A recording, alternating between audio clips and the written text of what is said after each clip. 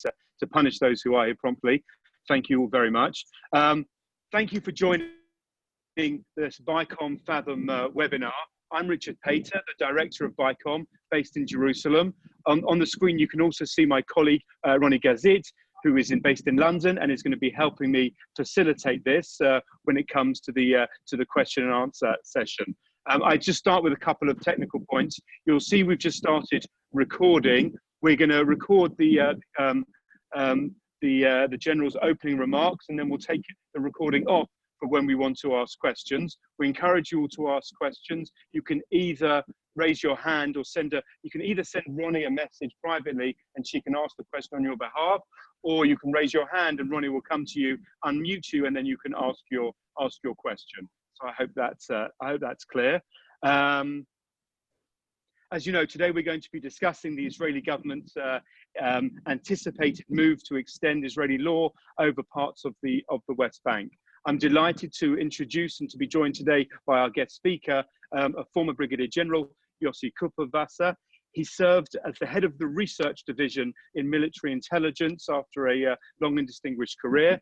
After leaving military service, he served for a time as the Director General of the Ministry of Strategic Affairs. And today he's a senior analyst at the Jerusalem Center for Public Affairs, specializing on Israeli-Palestinian security and the conflict more broadly. If I could start, before I hand over to you, first of all, Yossi, thank you very much indeed for joining us today. If I can ask you, I understand from Israeli media reports that you were part of a small group of what's referred to as the Bitonistim here, the security experts, former IDF commanders that met with Prime Minister Netanyahu a couple of days ago to discuss this very issue. I'd love to hear what advice you were giving him and what responses you heard from the Prime Minister as part of your opening remarks. Over to you. Thank you. Thank you, Richard. Thank you, Ronnie. And thank you all the participants, and good afternoon. Yes, we had a meeting with the Prime Minister on Monday, and we were very happy that we had a really ample time to speak with him and present our opinion and listen to him. And what I'm going to share with you is what we said mainly, but I can say that he is also of the same opinion. So he understands that this is a unique opportunity for Israel to change the situation, this ongoing stalemate of 53 years between us and the Palestinians, and to move forward in a way that guarantees Israel's security and Israel's rights, and at the same time open the gates, hopefully, for some settlement between us and the Palestinians that will respect also the Palestinian concerns and what we consider to be the Palestinian concerns. I mean, the problem is that the Palestinians have a different opinion about what they should get, and what is the nature of settlement, and this has to change. But anyhow, he understands that this is a golden opportunity, a unique opportunity, with this peace plan of the United States presented to the parties, and with the support of the United States for such a move. And yes, we all know that such a move will also entail some sort of threats and all kinds of possible escalations, both political and diplomatic, and maybe even more dangerous on the field. But the situation is so unique that even with these threats and dangers, we believe, and I think he believes as well, that we should move forward. And the big question that he's facing right now is how exactly to move forward in a way that would mitigate the dangers and the threats and will maximize the benefits. And as you know, if you follow the Israeli news, so you know that he's discussing all kinds of measures that can do that. So on the one hand, extend Israeli sovereignty and Israeli law and take care of the troubles of the Israelis that live in these territories, and take care of Israeli security concerns, but at the same time refrain as much as possible from tensions with the Jordanians, tensions with the Palestinians, and so on and so forth.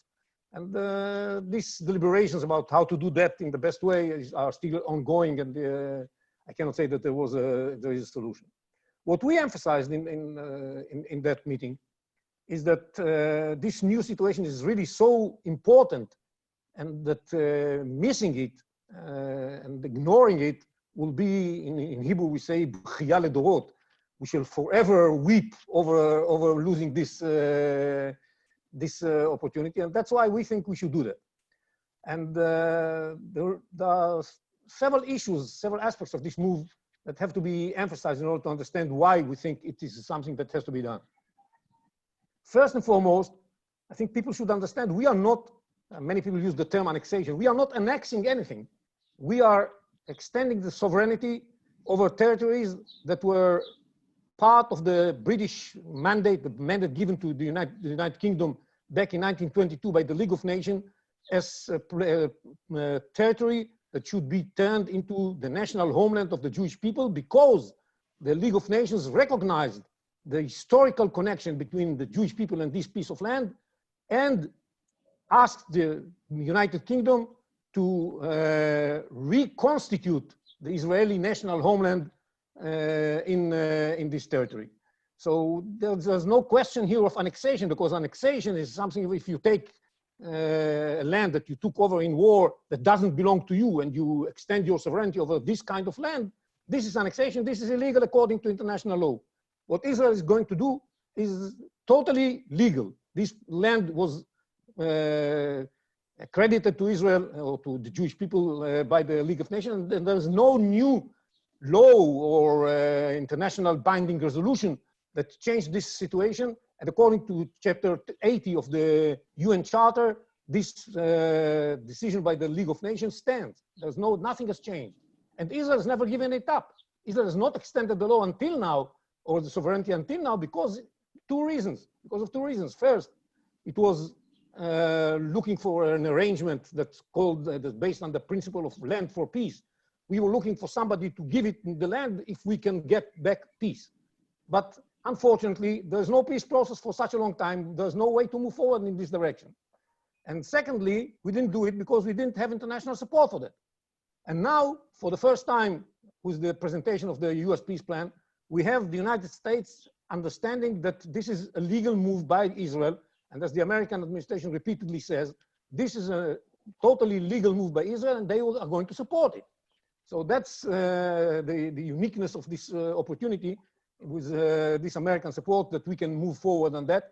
And because we understand, and let's be frank, there is no other way along which you can convince the Palestinians to say, yes, we accept Israel's sovereignty over the Jordan Valley and the settlements. That's not going to happen. In all these peace talks, this was not the reason why the peace talks failed, but in none of these peace talks, the Palestinians were ready, or they are ever going to be ready to such an arrangement. So this Gordian knot has to be cut by a unilateral step.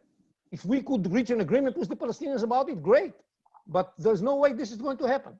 So if we are going to move forward towards peace with the Palestinians, this issue has to be solved on a unilateral step. But this is not a fully unilateral step. This unilateral step is going to be a part of Israel's acceptance of the US peace plan as a basis for negotiations. And the Prime Minister, and that's what he said also in the meeting, is ready to do that. He also said so before, but again, he repeated that readiness of his in that meeting, that he's going to do that in the context of his acceptance of the peace plan as the basis for negotiations. So that's not fully unilateral move. It's a unilateral move that is a part of something bigger. And so because we cannot reach an agreement, we have to move unilaterally. It's not because we want it. The other thing is that we cannot give up this territory. There's no logic for us giving up this territory, because this is, especially the Jordan Valley, but also the roads leading to the Jordan Valley, is critically needed for Israel's security. And it was respected, this criticality was respected in Resolution 242 of the United Nations Security Council back in 1967, when they said that Israel should have secure and recognized borders, or boundaries, actually they used the term boundaries. And because of that, it has to give up lands, but not their lands, or their territories it captured in the conflict in '67. Everybody understands, for Israel's security, to leave the Palestinians directly connected to the Jordanians, in repeating the mistake we did in Gaza, where we allow the Palestinians to arm themselves to their teeth with long-range and medium-range rockets, this is too dangerous for Israel to do something like that, especially as the Palestinians in these territories live so close to the center of Israel. It makes no sense. That's why we have to live to have our control over this territory for security reasons, and beyond, we also have this land as a legitimate part of the Jewish national homeland. So it's that's clear that we have to do it this way. Now, people say that this may hamper or be bad for security and stability. Well, leaving the status quo as it is also dangerous, because leaving the status quo as it is under these conditions would mean that eventually Israel will leave the Jordan Valley, because why don't we use this opportunity? If we don't use this opportunity now, it means that we accept that we shall eventually leave. That's what the Jordanians want, to know that there is a possibility that Israel would leave. That's what the Palestinians want, that they know that Israel is there only on a temporary basis. And this means that eventually we shall move back to the 67 lines, more or less. This is too dangerous for Israel's security. So we have to move on that issue now. And this will guarantee security in the long run. Maybe in the short run, there are going to be some reactions that are violent. But in the long run, this will guarantee Israel's security. And we have to think about the long run, because this is an historical opportunity. This is not a conjectural opportunity. This is an historical opportunity that has to be seized. It's now people say, well, it's going to be bad for peace. No, this is a golden opportunity for peace. This is the only way to move forward to peace. We have a very big camp of the peace industry that prevailed until several years ago, until the Americans came with their plan, that tried and tried and tried again and always failed. And there was no peace. And so it's not that we are losing something, or peace was just about to be there and we lost it. No, there was no way to get peace under the old school. The old school led nowhere. And the reason the old school led nowhere was that it was willfully blind to the real problem for which we didn't make any progress towards peace, which is the Palestinian national narrative. The Palestinian national narrative denies that there is a Jewish people, denies that there is any historical relationship between the Jewish people and Palestine, as they call it, or the land of Israel, as we call it. This narrative says that Jews are, the Zionism is a colonialist movement. This narrative says that because of that, the struggle against Israel is the identity of the Palestinian people. And they will struggle against this injustice of Israel's existence until Israel disappears. That's why they fight for Haifa and for Jaffa, and that's why they refuse to have any map in which Israel appears on their textbooks. And this narrative says that the Palestinians fight for the Muslims. That's why they have to control the Haram al-Sharif, the Temple Mount. It's, which is also not true. And this narrative also says that the Palestinians have a right of return. So they will change the nature of Israel once the refugees and their descendants will return to Israel. And eventually this narrative says that they will never accept Israel as the nation state of the Jewish people. They can accept Israel as a temporary creature, a temporary entity that will be there until situation changes, but they will never accept Israel as the nation state of the Jewish people. Here comes the United States peace plan and says to them, listen guys, if you want to have a state, you have to give up on this entire narrative. For the first time, this willful blindness is over. Somebody says to the Palestinians, listen, you have to change everything. You have to accept Israel as the nation state of the Jewish people. You have to accept that there is a Jewish people. You have to accept that there is connection between the Jewish people and this piece of land. You have to accept that you do not represent Islam.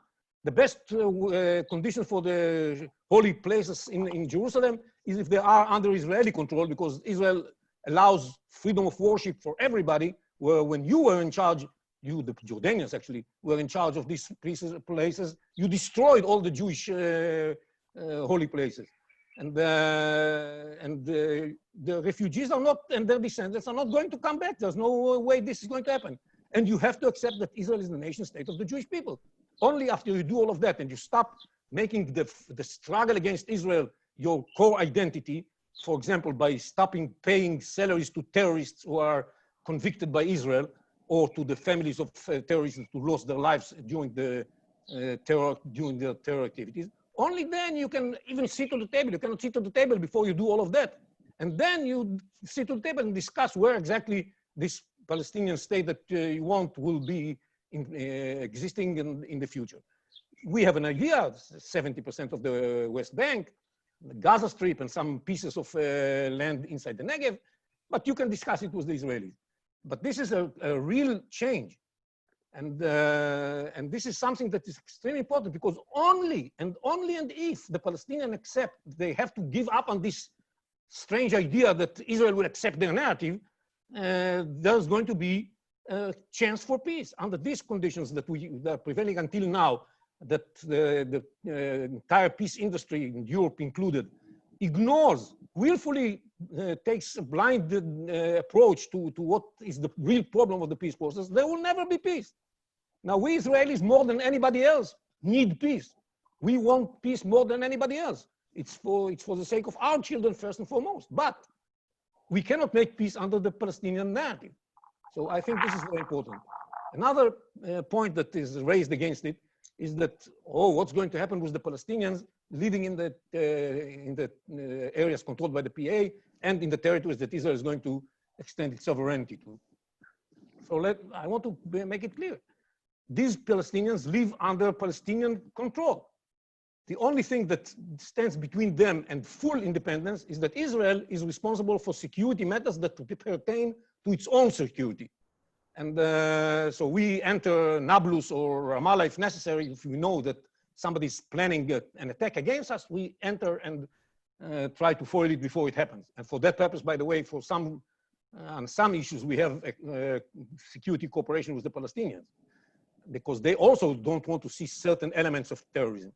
I mean, the difference inside the Palestinians is that all of them are in favor of what they call popular resistance, which is throwing rocks and Molotov cocktails and sometimes stabbing and ramming. The common denominator of all of this is that you don't use explosives and firearms, whereas Hamas is in favor of using firearms and explosives from the territories controlled by the Palestinian Authority. So we, together with the Palestinian Authority, are trying to prevent Hamas from doing that. But all these people living in Nablus, in the A areas, B areas, even the C areas, are citizens of the Palestinian Authority. They have the right to vote for the Palestinian Authority. The fact that the Palestinian Authority chose not to carry out any elections since 2006 is their problem. We don't tell them not to do that. And this is going to continue. Nothing is going to change in the lives of the Palestinians that are living there today. There are certain, it's not known yet exactly where this extension of the sovereignty is going to take place, but it might be that there are going to be some very few Palestinians in these territories. They are going to remain citizens of the Palestinian Authority. If they will become residents of Israel, they will enjoy all the benefits that, for example, the residents of East Jerusalem enjoy, like national security and things like that, but and healthcare and so on. But they are not necessarily going to become Israeli citizens. Maybe in the future, if necessary, we can allow them to ask, if they want to ask to become Israeli citizens, although it's a complicated issue. But this, again, is not a major issue. Now, the real dilemma, and I finish with that, the real dilemma for Israel is whether to stay with the status quo or to move forward in a certain way, whether it's in stages or directly or whatever, towards extending the sovereignty over more parts of the areas we captured in '67. It's in this dilemma. I'll finish it with a joke here. I told the Prime Minister when we met him, look what happened. Until now, the entire discussion was whether we are going to stick to the status quo, this was the right wing, or whether we should go back to 67 lines, this was the left wing in Israel. Left wing and Europe and many others. Now, the situation has already changed. If you say you stick to the status quo, everybody is going to hug you and kiss you. It's all of a sudden people understand that the status quo is the lesser evil. It's for even those those who are against the move. So we are already understanding that this is the difference. Now, in between those two choices, I think that the right thing to do is to extend sovereignty over this land that we are critically in need of for our security, because this opportunity, God knows if it's going to last for a long time. Nobody knows what's going to happen in November. Nobody knows what's going to happen anytime in the future. And we have to do it because the threats that we may face from our eastern borders are right now seem to be small and insignificant. But if we leave, they are going to be much more dangerous, and they can become much more dangerous in this very volatile and unstable region where we live. So I open it to questions.